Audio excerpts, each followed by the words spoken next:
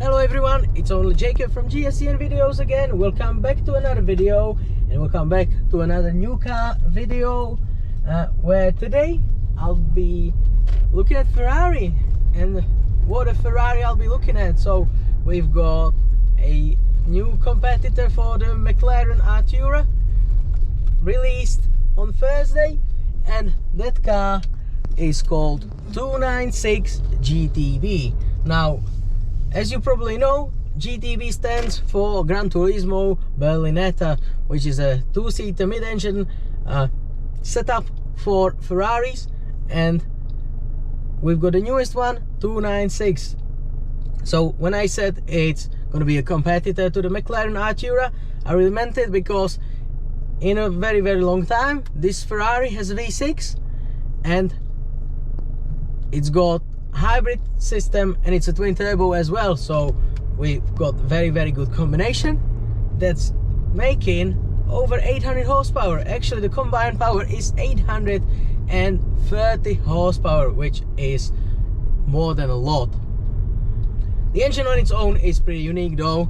We've got the 2.9 liter, where that's why it's 296. So 2.9 liter V6. Well, it's actually a 2.992, so basically 3 liter V6 with two turbos, producing 662 horsepower, and combined with the electric power, as I said, it's 830. So 167 horsepower from the electric engine itself. And now this car is purely all-wheel drive, so not like SF90. This one is not front-wheel drive on the electric mode. The electric engine is actually bolted directly to the crankshaft and to the engine, so it's powering same wheels as the normal combustion engine. So this car is aimed for driving fun, and I'm sure it will be a lot of fun with that power, definitely. And that brings us to the numbers. Well, it's capable of 0 to 60 in 2.9 seconds, and not only that, the 124 mile per hour from 0 is only 7.9 seconds, which is a very fast time. If you put in consideration that something like a Lamborghini Aventador SV is 8.9, which is already ballistic. And that brings us to the look. So we've got a very nice, very streamlined and very elegant look, inspired where you start from the front, inspired by modern Ferraris with the small lights like the SF90 or the SP1, SP2, the Monza models. And then the lower bumper could remind you of the 458 Speciale MM or a J50, so these limited run models. And we've got a black A-pillars just to make it all nice and compact. And the rear is totally a new design, so instead of the fastback design that you have on the F8 or the 488 or the ones before, you've got a similar look to the Spider models.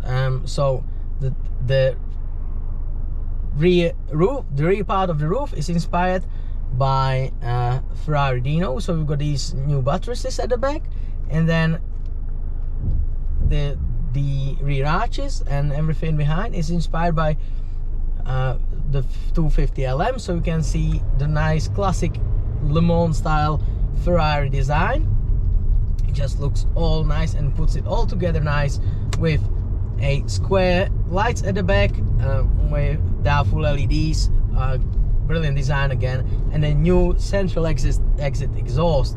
So we saw the models testing with a dual exit exhaust in the middle. Now we've got a central exit in the middle, and it just ties it all really nicely, and that means it gives the aero better, well, it makes it more effective because it's more streamlined again, and there is not that exhaust in the way.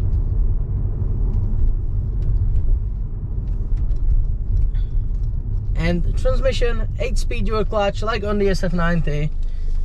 Fast, light, efficient, that's what you want to call it. You can drive up to 135 kilometers an hour, so that's about 80 miles an hour just on electrics, and you can do about 16 miles purely on electric, which for your normal town driving is good enough, and that means you can go into the ultra low emission zones and drive about over there as well, which could help in cities like London, and it definitely would. But when the engine fires up, what a sound! Actually, Ferrari tried to bring back the V12 sound, as V6 is kind of half of the V12, so they tried really hard. What it sounds to me is like a very good sound in V8, which is really good for a V6 engine, you know. If you look at competition like the McLarens or the Ford GT, they are a little bit, well, dull. This sounds very exciting, and you've got all the Ferrari driving fun aids like the side clip control and assisted steering and everything around it, Manettino with different positions, so it will be all a lot of fun. You get 4 driving modes. No, you get more driving modes. So you get the E mode, you get the hybrid mode, you get the hot lap mode and a qualifying mode. Not sure whether I put in the right order, and they combine the electric and the combustion power slightly differently. And apart from that, you get a nice design. You can actually already configure it on the Ferrari configurator, which I've touched on one of my previous videos. You can get the carbon fiber wheels. You can get the Assetto Fiorano package, which can save you up to extra 12 kilos. You can get a beautiful livery with an extra aero on the front as well, just to make it more aggressive and get you more downforce. And talking about downforce, it's got an active rear wing. Active rear wing inspired by the one in the LaFerrari. So we've got another LaFerrari tech going down through to the more common models. And everyone was saying that it'll be the baby Ferrari. By no means, this is not a baby Ferrari. It's got 830 horsepower in the first place, and it will probably sit alongside the typical 8-cylinder engines at the moment. We've got the F8, we've got now the 296, and then above it we've got the hybrid V8, and I'm expecting a hybrid V12 at some point arriving as well, which will be probably one of the new hypercars again, successor to the LaFerrari. And when you go to the interior, I just want to touch on the interior. It's all centralized, so we've got a big cockpit for the driver. There is no sat nav, no screen, no separate screen for the sat nav and the infotainment. Everything is done in front of the car, in front of the driver. A big digital cockpit with all the touch buttons, haptic sensors and everything, and then you've got a separate display for the passenger if you wish to have one. Seats, you can choose from different sport seats all the way to the Daytona racing seats with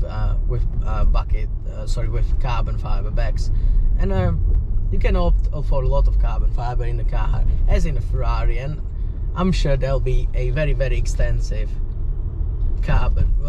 very extensive option list, and you can spend loads of money on this car. If I'll find out the starting price, I'll put it just below in the text.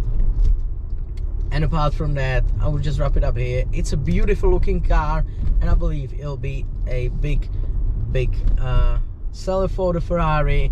And not only that, it's taking the inspiration from the current Formula 1 cars, which are V6 twin turbo hybrids as well. So that's kind of it. I forgot to tell you that the hybrid is a plug-in hybrid, so you can charge it at home from your wall box or socket, so that 16-mile range can be exaggerated for as much as possible. So yes, I would like to wrap it up here. I would like to thank you for joining me, and I'll see you next time. Bye. It's not a game, it's a rich